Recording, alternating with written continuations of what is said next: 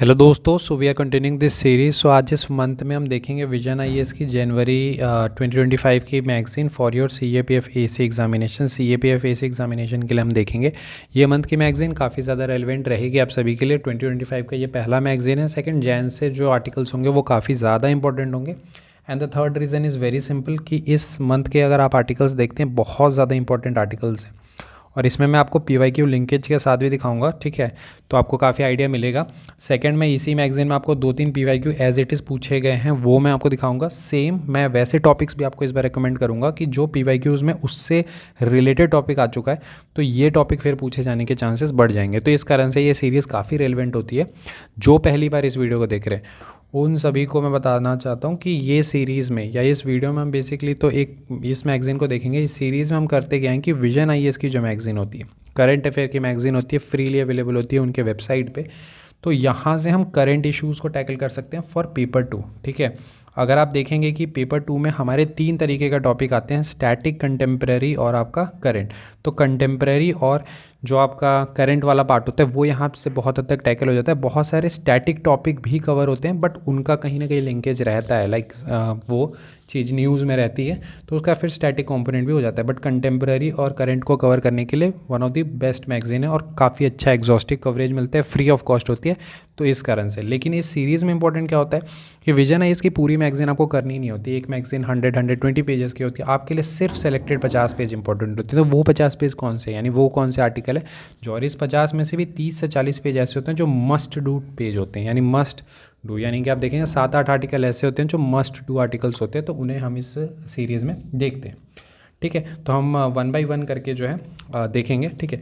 सो हम polity and governance से start करेंगे जो कि पहला आपका है पॉलिटी एंड गवर्नेंस, ठीक है। इसमें आप देखेंगे the most important is internet shutdown, ठीक है।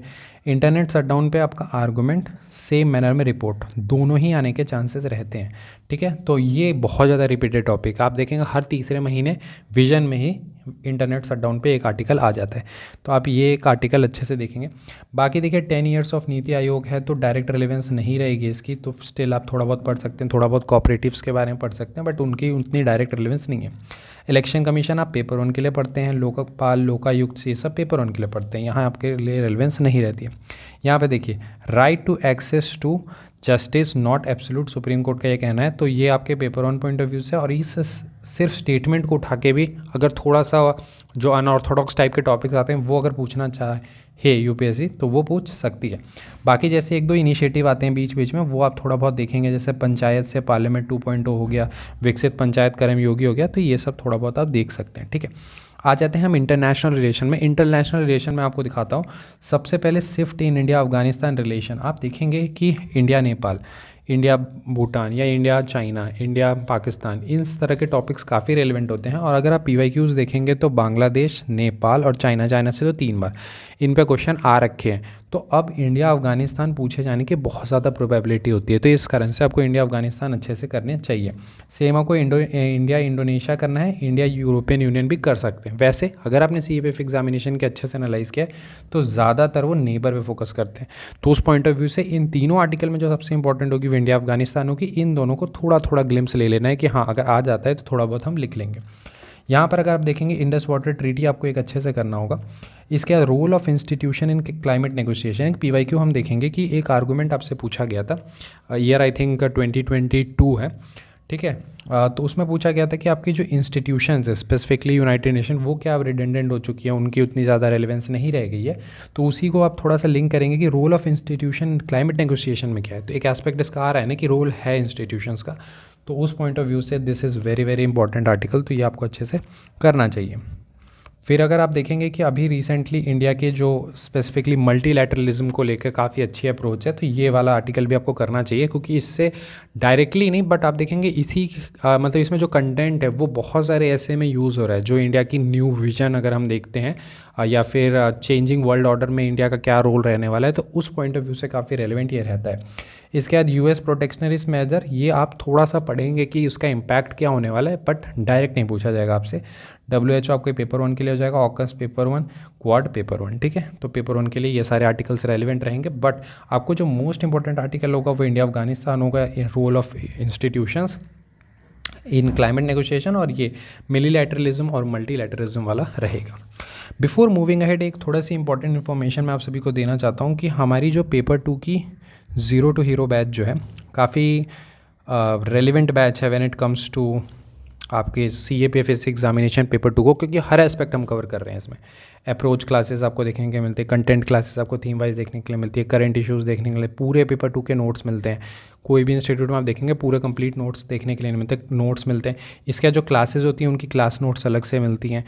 देन हम इसमें बर्निंग इश्यूज़ को अलग से कवर करते हैं, फिर इसमें आंसर राइटिंग की क्लासेस होती हैं, सारा कुछ होता है देखने के लिए। तो इसकी न्यू बैच आ रही है, ठीक है। तो जो भी स्टूडेंट ऐसे हैं, अगर आप हमारे ऐप पे जाएंगे इनक्रेडिबल अभिषेक ऐप पे, तो आपको न्यू बैच देखने के लिए मिल जाएगा, ठीक है। तो न्यू बैच अभी स्टार्ट नहीं हो रहा, अभी जस्ट लिस्ट हो गई है, तो थोड़े टाइम बाद ये स्टार्ट होगा। तो न्यू बैच है। बाकी जो स्टूडेंट ऐसे हैं जो प्रीवियस बैच में एडमिशन लेना चाहते हैं, 1-2 दिन में ले सकते हैं, फिर उसमें एडमिशन्स क्लोज हो जाएंगे। प्रीवियस बैच और इस बैच में एक बेनिफिट ये रहेगा, जैसे जो प्रीवियस बैच में स्टूडेंट इनरोल होते हैं, कि आपके पास थोड़ी सी, क्योंकि आपको पता होना चाहिए कि कोर्स की ड्यूरेशन थोड़ी बड़ी है। तो सपोज़ अगर आप प्रीवियस बैच में लेते हैं तो 2-3 लेक्चर आप एक दिन में देख सकते हैं, तो आपके पास फ्लेक्सिबिलिटी होगी।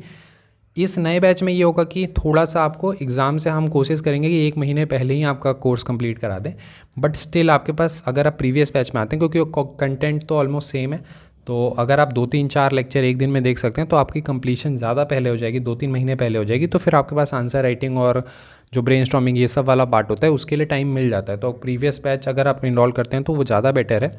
बाकी फिर नया बैच, जो भी स्टूडेंट ऐसे बिगनर होंगे तो उनको तो कम्प्लीटली न्यू बैच में आना चाहिए, तो आपके लिए न्यू बैच रहेगा। बाकी प्रीवियस बैच में भी 2-3 दिन में अगर आप एडमिशन करा लेते हैं तो ठीक है, नहीं तो उसकी एडमिशन क्लोज हो जाएगी। तो इन सभी को आप देख सकते हैं इनक्रेडिबल अभिषेक के ऐप पे, प्ले स्टोर पे आपको मिल जाएगी, ठीक है। और जो भी स्टूडेंट iOS वाले होंगे वो इनक्रेडिबल अभिषेक 10 जो हमारी टेलीग्राम आईडी है वहाँ आप एक बार मैसेज कर लीजिएगा, ठीक है।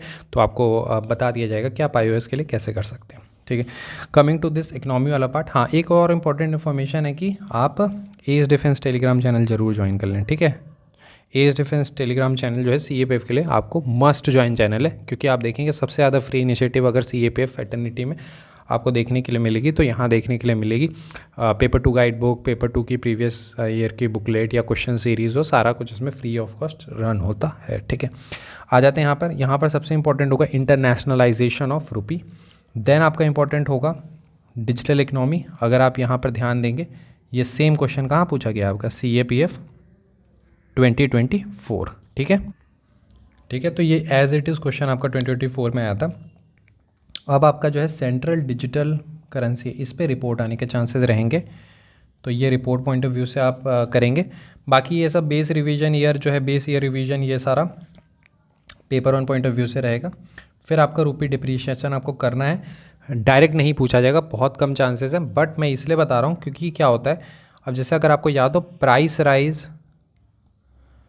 से रिलेटेड आपका क्वेश्चन आ रखा है CAPF में पेपर 2 में, तो कभी कभी वो कोर भी पूछ लेते हैं, तो थोड़ा सा हमें रेडी रहना होगा, इस कारण से मैं रुपी डिप्रिशिएशन बोल रहा हूँ। बाकी आपके पेपर 1 पॉइंट ऑफ व्यू से ही रुपी डिप्रिशिएशन इंपॉर्टेंट होगी।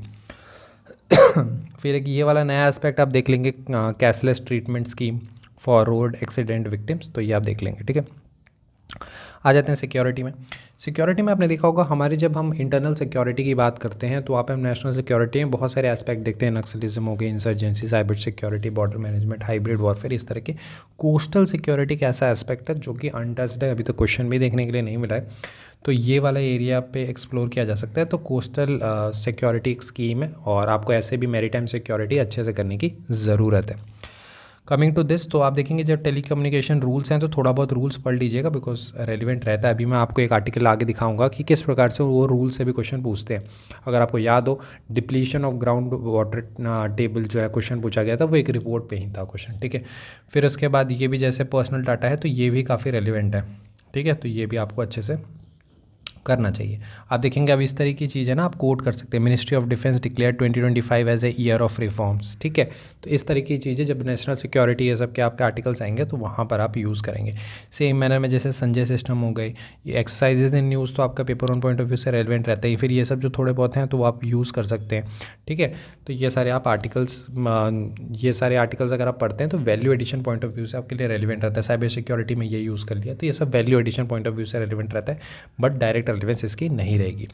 आ जाते हैं हम यहाँ पर annual ground water quality report. अगर आपको याद हो CAPF 2023 में क्वेश्चन आ रखा है ground water table level depletion से, तो रेलिवेंट रहेगा। इसके बाद अगर यहाँ पर अगर आप देखेंगे नेक्स्ट, तो ये भी आपके लिए उतना इंपॉर्टेंट नहीं है, ये भी नहीं है, ये भी उतना इंपॉर्टेंट नहीं है, इसे भी आप स्किप कर सकते हैं। तो ये सारे आर्टिकल्स आप स्किप कर सकते हैं। मूविंग अहेड, थोड़ा सा सोशल इश्यूज़ वाला देख लेते हैं। तो सोशल इश्यूज़ में आपके जो मोस्ट इंपॉर्टेंट है, India's digital health is quite important, काफ़ी ज़्यादा इंपॉर्टेंट है, तो इसे आपको अच्छे से करना है।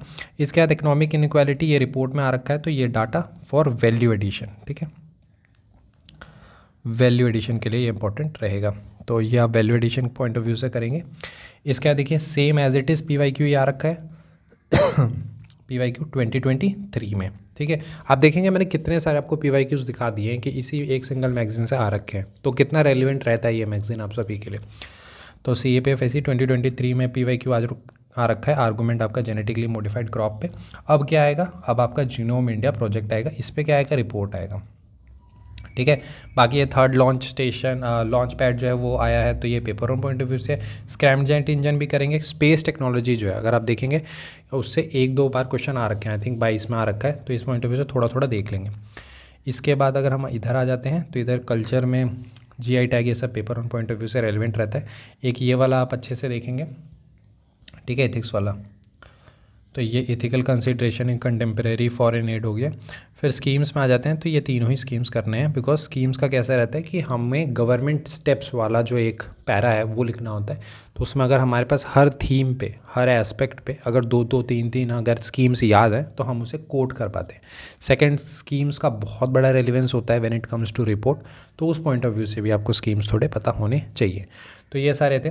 अगर आर्टिकल्स की फाइनली बात करते हैं तो genetically modified crop genome India project हो गया, इंडिया डिजिटल हेल्थ हो गया, इकोनॉमिक इनइक्वालिटी, ये रिपोर्ट तो है ही, लेकिन इकोनॉमिक इनइक्वालिटी भी ऐसे भी आपको देखना होगा। इसके बाद ground water is really important, यहाँ पर कोस्टल सिक्योरिटी इज़ इंपॉर्टेंट, फिर यहाँ पर डिजिटल पर्सनल डाटा, फिर India Afghanistan relation, role of institution in climate negotiations, minilateralism, multilateralism, internet shutdown, और आपका यहाँ पर इकनॉमी में internationalisation of rupee, digital economy तो पूछ लिया लास्ट ईयर, और एक आपका सेंट्रल बैंक डिजिटल करेंसी आपका रहेगा। तो ये सारे ही आर्टिकल्स आप सभी के लिए रेलिवेंट थे, ठीक है। तो ये सभी आपको अच्छे से करना है। बाकी ये हमारा टेलीग्राम चैनल होगा एज डिफेंस, सिंपली टेलीग्राम पे जाइए, सर्च कीजिए एज डिफेंस और इसे ज्वाइन कर सकते हैं। I hope this session was useful for you. मिलते हैं अगले वीडियो में। Thank you, have a nice day.